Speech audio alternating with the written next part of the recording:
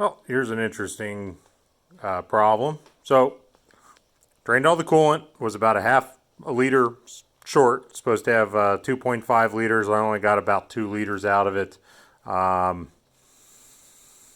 was like, okay, drained it off. Noticed that there wasn't any, there wasn't any coolant sitting there at the top of the radiator. So I was like, okay, well, I drained all that out. I'll do a pressure check, see if there's a leak somewhere.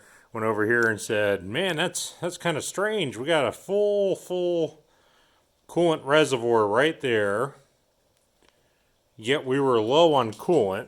I said, well, okay, whatever. I'll just go ahead and do the change and then do a diagnostic later. Decided, hey, I was going to use a little pressure pump to force the coolant out of here,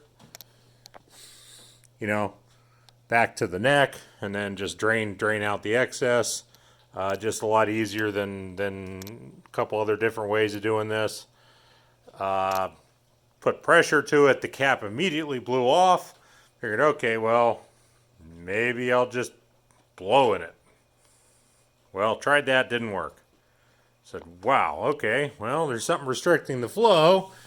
So somewhere between, let's see, here's the hose, reservoir hose.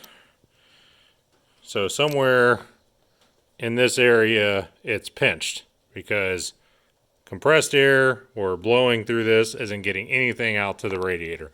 So here we are. Got to figure out why.